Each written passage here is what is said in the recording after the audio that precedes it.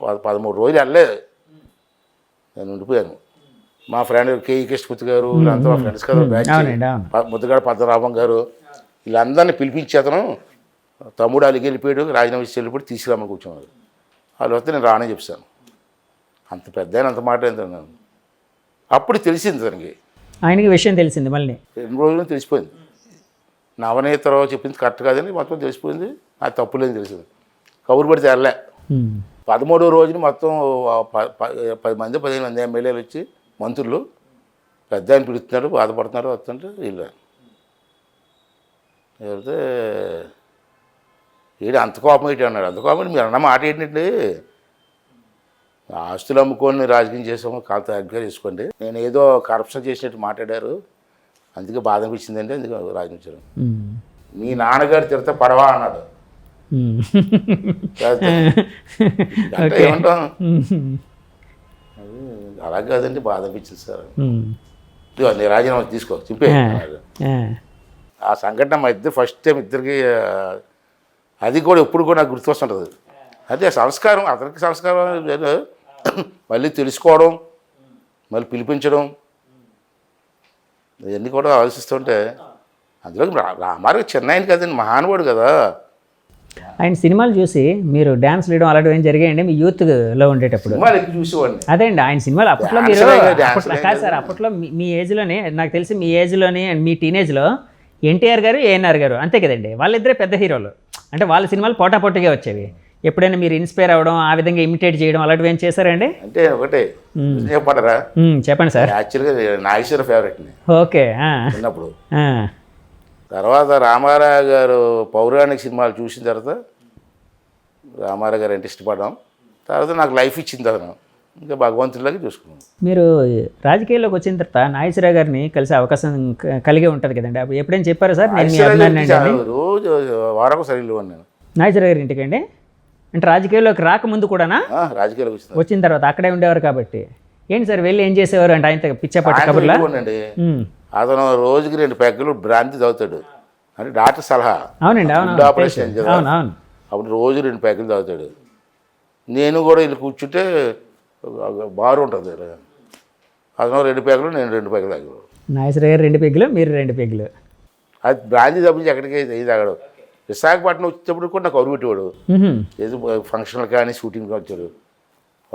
ఇక్కడ హోటల్లో ఉండేవాళ్ళు. ఏ హోటల్ సార్? దసపల్లనా? దసపల్ల కాదండి, మన గ్రీన్ పార్క్. ఓకే. అక్కడే దిగువాడు. అతను బాటిల్ అతను తెచ్చుకుంటాడు. కొనైకా బ్రాండీ కొనైకా అంటారండి, ఆ బ్రాండీ తాగుతాడు. ఇక్కడ వాళ్ళు ఏదో పడేస్తారు అని అదే వెనకాల తెచ్చుకుంటాడు. నాగేశ్వరరావు గారిని రామారావు గారిని తెలుగు సినీ పరిశ్రమకి 2 కళ్ళు అనేవారు.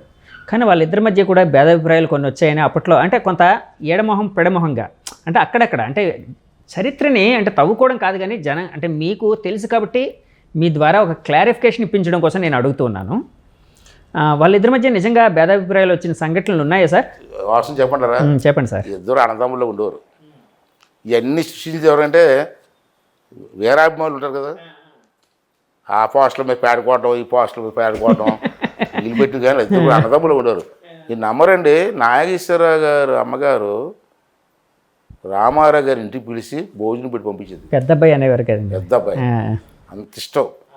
వాళ్ళు బాగానే ఉన్నారు, ఈ వెనకాల ఈ పేడలు కూడా తీసుకోవడం, బొమ్మలు తీసుకోవడం, పోటలు తెప్పించుకోవడం, ఇది తప్పించి అన్నదమ్ములు ఉన్నారు. మీ పార్టీలోంచి గెలిచి తర్వాత వైసీపీలో జాయిన్ అయ్యి మీ పార్టీకి పంట కింద రాయేలాగా కంట్లో నలుసులాగా తయారైన కొడాలి నాని గారి కోసం మీ కామెంట్ ఏంటండి? సార్ అటువంటి మూర్ఖుడి గురించి అడగడం కూడా తప్పండి. ఏం చెప్తాం, వాడికి ఏ క్యారెక్టర్ ఉందని చెప్తాం. హరికృష్ణకి బాటిల్ ఇచ్చుకుంటూ గ్లాసులు కడుక్కుంటూ ఉండిపోడు. తెలియజేసిన ధర్మం అంటే ఎమ్మెల్యే అయ్యాడు, మంత్రి అయ్యాడు, వేరు. కానీ సబ్జెక్ట్ మర్చిపోకూడదు కదా. రామారావు గారిని, రామారావు కుటుంబాలని, చంద్రబాబు గారిని, చంద్రబాబు గారు రామారావు గారి కూతుర్ని అందరినీ తిట్టి పరిస్థితికి వస్తే ఏంటండి ఇది? ఎక్కడ బతికోరు? నీకు లైఫ్ ఇచ్చింది ఎవరు? హరికృష్ణ కదా. తప్పండి అది. నీకు ఇష్టం లేకపోతే వెళ్ళిపో, నీ పార్టీలు చూసుకో. అంతేగాని ఇంట్లో ఆడవాళ్ళు తిట్టడం, అసభ్యంగా తిట్టడం, అంతకంటే ద్రోహం ఏముంటుంది సార్? వాడి గురించి అడగడం కూడా తప్పే సార్. మీరు నేను చెప్పడం కూడా తప్పు. సార్ ఇప్పుడు చాలామంది ఎలక్షన్ మూమెంట్లో సర్వేలు చేయించుకొని పార్టీలోకి రావడాలు అంటే ఇటువంటి జంపింగ్ మామూలుగా పత్రికా పరిభాషలో జంప్ జిలానీలు అంటారు. సో చాలామంది అలాగా జంప్ చేస్తూ ఉంటారు. ఇప్పుడు మీ పార్టీలో కూడా కొంతమంది రావడానికి మొన్న ఎవరో అన్నారు, మీ వాళ్ళే లోకేష్ గారు అన్నారో ఎవరన్నారు గుర్తులేదు నాకు, మేము ద్వారాలు తెరిస్తే టీడీపీ ద్వారాలు తెరిస్తే వైసీపీ సగం ఖాళీ అయిపోద్ది లేకపోతే పూర్తి ఖాళీ అయిపోద్ది సంథింగ్ ఏదో అన్నారు. సో అలాంటి వాటిని మీరు ఒక రాజకీయ నాయకుడిగా ప్రోత్సహిస్తున్నారా? ఎందుకంటే మీ పార్టీని మీరు ఫస్ట్ నుంచి నమ్ముకున్న నాయకులు ఎంతోమంది ఇక్కడ ఉంటారు. సో వచ్చిన వాళ్ళని ఎక్కడ అకామిడేట్ చేస్తారు, ఎలాగ వాళ్ళని సంతృప్తి పరుస్తారు? నెంబర్ 1 అండి, మాకు ఒక అధిష్టానం వర్గం ఉంది. అధిష్టానం వర్గం ఎవరెవరు టికెట్లు ఇవ్వాలా ఏనది వాళ్ళ ఇష్టం, దాన్ని మేము కామెంట్ చేయదలుచుకోలేదు. కానీ నేను మొదటి నుంచి కూడా ఈ జంప్ జలానీలు ఎవరన్నారు కదా పత్రికా పరిభాష అన్నారు కదా, అటువంటి వాళ్ళని ప్రోత్సహించడం తప్పు అన్నది నా భావన. ఓకే, సరే అధిష్టాన వర్గం ఏం చేస్తారు తక్కువ పెట్టండి. అధికారంలో ఉన్న చేపు ఒక పార్టీలో ఉండడం, ఇంకో పార్టీతో అక్కడికి పోవడం, మళ్ళీ ఇప్పుడు ఈ పార్టీలోకి వచ్చాడు. ఎందుకంటే అవసరం ఏముందండి? ఎన్టీ రామారావు గారు ఆ రోజు మొట్టమొదటిసారి 83లో ఒకసారి రికార్డు తీయండి, మొత్తం సీట్లలో 65%, 68% కొత్త వాళ్ళకి యంగెస్ట్ కుర్రవాళ్ళందరికీ చదువుకోవడం ఇచ్చారు. దాంట్లో నేను ఒక 40 సంవత్సరాలు ఈ పార్టీకి పనిచేసుకొచ్చాం మేము. నేను చంద్రబాబు నాయుడు సమస్యలు వాళ్ళు కూడా చెప్పాను, సార్ మళ్ళీ వచ్చే ఎలక్షన్లో ఒక 60% లేదా అట్లీస్ట్ 50% యూత్కి కొత్త వాళ్ళకు ప్రోత్సహించండి, మా వయసు అయిపోతుంది. కొత్త వాళ్ళని ప్రోత్సహించినప్పుడు పాత వాళ్ళని ఏం చేయాలి? అప్పుడు పాత వాళ్ళు ఏముందండి, మీరేంటి సీనియర్ మీరనే కాదు సార్, రిటైర్ అవుతాం అంటే వాళ్ళకి ఏమైనా ఇంకోటి ఏదైనా, ఎందుకంటే వాళ్ళ అనుభవాన్ని కూడా ఉపయోగించుకోవాలి కదా. మరి పాలిట్ బ్యూరో మెంబర్గా ఉంటాం. మళ్ళీ ఆ రోజు మాకు యూత్ యంగ్ ఏజ్లు ఇచ్చారు, 40 సంవత్సరాలు పార్టీని అంటు పెట్టుకున్నాం. మళ్ళీ మా వయసు అయిపోతుంది, నాకు అప్పుడే 66 వచ్చాయి. అంతే ఈ టైంలో వచ్చి ఈ ఎలక్షన్లో మళ్ళీ అట్లీస్ట్ 50%కి మీరు ఇస్తే టోటల్ సీట్లలో వాళ్ళందరూ ఫ్రెష్గా వస్తారు క్యాండిడేట్లు, మచ్చ ఉండదు. అయ్యనిపోతే తప్పు చేశారని నన్ను వేరితే 40 సంవత్సరాల్లో కొత్త కుర్రాళ్ళకి ఏం మచ్చ ఉంటుందండి? ఆ 40-50 మంది గెలిస్తే మళ్ళీ మన పార్టీని ఒక 40 సంవత్సరాల ముందు తీసుకెళ్తారంటే చెప్పలేదు. అడగండి, ఎవరు అడగండి, పబ్లిక్కి చెప్పాను నేను. జంప్ చేసి వాళ్ళు ప్రోత్సహించకూడదండి. ఎక్కడ అధికారం ఉంటాడు, రావడం పోవడం ఇదేంటండి రాజకీయాలు? దానికైతే నేను వ్యతిరేకం సార్. సరే మాకు అధిష్టానం ఉంది కాబట్టి అధిష్టానం ఏం నిర్ణయం చేసుకున్నా మాట్లాడడం అది వేరు. కానీ నా పర్సనల్ ఒపీనియన్ అడిగారు కాబట్టి నా పర్సనల్ ఒపీనియన్ అండి. సార్ ఇప్పుడు మీ మిత్రులు గంట గారితో రిలేషన్ ఎలా ఉంది సార్? ఆడు నాకు మిత్రుడే కాదు, కలిసి పనిచేసాం పార్టీలో, అంతేగాని మిత్రుడే నాకు. అంటే పార్టీలో పనిచేసే ఆడుకున్నావా, గోళీలు ఆడుకున్నావా సార్? సహచరులు, కొన్ని సహచరులు అందాం, అంటే ఒకే పార్టీలో ఉన్నారు కాబట్టి. అప్పట్లో మీరు కొన్ని కామెంట్స్ చేయడం, అంటే ఆయన పార్టీలు మారుతారని ఇలా అని రకరకాలుగా అవన్నీ మీడియాలో వచ్చాయి. మీరు కూడా దానికి స్టాండ్ అయి ఉన్నారు, వాటి కట్టుబడి ఉన్నారు ఎప్పుడూనూ. సో ఇప్పుడు ఎలా ఉంది మీకు ఆయనకి ఉండే రిలేషన్? నేను కామెంట్ అంటే ఉన్నదే కామెంట్ చేశాను సార్, పార్టీలు మారేడు కాబట్టి కామెంట్ చేశాను. నీకు మంత్రి ఇచ్చారు, గౌరవం ఇచ్చారు, పార్టీలు మారాల్సిన అవసరం ఉంది. మొన్న కూడా తెలుగుదేశం పార్టీ మీద గెలిచావు అంటే ఇప్పుడు ఈ టైంలో ఎలక్షన్ టైంలో నేను మాట్లాడితే కాంట్రవర్సీ తీసుకొస్తారు. చంద్రబాబు నాయుడు గారు పేరు చెప్పుకుని గెలిచావు, తెలుగుదేశం పార్టీ గెలిచావు. చంద్రబాబు నాయుడు గారు 4 సార్లు విశాఖపట్నం వస్తే కలడానికి కూడా రాలేదు నువ్వు, అది మీ అందరికీ తెలిసిందే. మళ్ళీ వేళ అదే తెలుగుదేశం పార్టీలో అక్కడ సీట్ కావాలా ఇక్కడ సీట్ కావాలని అడుగుతున్నామంటే ఇక జనం ఆలోచించాలా, ఆ పార్టీలో పెద్దలు ఆలోచించాలా. సార్ ఇప్పుడు మీరు ఎక్కడి నుంచి పోటీ చేయబోతున్నారు? ఎక్కడ మీరు అంటే నేను విన్నది ఏంటంటే మీరు మీ అబ్బాయికి అవకాశం ఇమ్మని, అంటే మీరు రిటైర్ అవుతారని, అంటే కొంత విశ్రాంతి తీసుకుంటారు అని అంటున్నారని కొన్ని వాదనలు అయితే వినిపిస్తున్నాయి, కొన్ని ఫెయిలర్స్ అయితే వినిపిస్తున్నాయి, బయట కొన్ని మాటలు వినిపిస్తున్నాయి. దాని మీద మీ కామెంట్ ఏంటి? ఒకవేళ పోటీ చేస్తే చెప్పండి సార్. ఫైనల్గా చెప్పండి. నా మనసులో మాట ఏంటంటే మా అబ్బాయికి ఎంపీ చేయాలని కోరుకుంది, అరుడు కూడా ఇది అయిన పోతులు కొడుకుగా ఎంపీ ఇవ్వమని అడగట్లే, ఆడికి అర్హత ఉంది కాబట్టి అడుగుతున్నా. యాక్చువల్గా లోకేష్ గారి గ్యాంగ్లో కొంతమంది ఉన్నారు, అందులో మీ అబ్బాయి కూడా ప్రముఖంగా పార్టీ పనిచేస్తాడు. అంటే గ్యాంగ్ అంటే అదే అండి, గ్యాంగ్ మీన్స్ అంటే కొంత సమర్థవంతమైన నాయకత్వం అన్న ఉద్దేశం, యువ నాయకత్వం. చంద్రబాబు గారిని ఒకటి అడిగాను, ఆడికి ఎంపీ ఇవ్వండి సార్, లాస్ట్ టైం ఇస్తాను అనుకున్నారు, ఇది కారణాలతో ఇవ్వలేకపోయారు మీరు, ఈసారి ఇవ్వండి, నాకు కూడా ఏజ్ అవుతుంది, నేను ఉంటాను కానీ ఆయన ఎంపీ చేస్తే అది బాగా గట్టిగా మాట్లాడే అర్హత ఉంది, మాట్లాడగలడు. మన నాయుడు గారి అబ్బాయి ఉన్నాడు కదా, రామ్మోహన్ నాయుడు తోడుగా ఉంటాడు ఇలాగ చెప్పాను. చూద్దాం ఉన్నారు.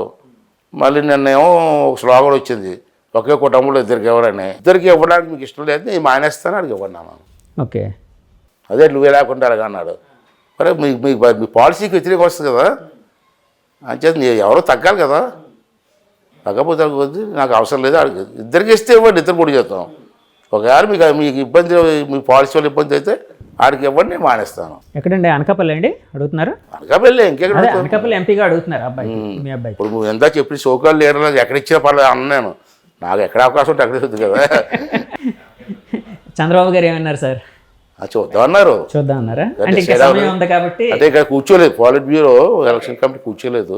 ఇదంతా పాలిట్ బ్యూరోలో మళ్ళీ చర్చిస్తారా సార్? బ్యూరోలో చర్చ అవుద్ది, చర్చించి అప్పుడు ఓకే వాళ్ళకి ఎక్కడెక్కడ కావాలో ఇది అడుగుతారు, దాన్ని బట్టి. సో పాలిట్ బ్యూరోలో చర్చించి ఇవన్నీ చేస్తారు సార్. ఇంకా సరే, మీరు 40 ఏళ్ళ జీవితంలో ఎంతో చూశారు, ఎంతోమంది రాజకీయ నాయకులను చూశారు, మహామహులను చూశారు, ఇందాక మీరు అన్నట్టు ఎంతోమంది రకరకాల వ్యక్తులను కూడా చూశారు. మీకంటూ తీరని కోరిక ఏదైనా ఉందా సార్? ఏం లేదు సార్, అంత హ్యాపీ.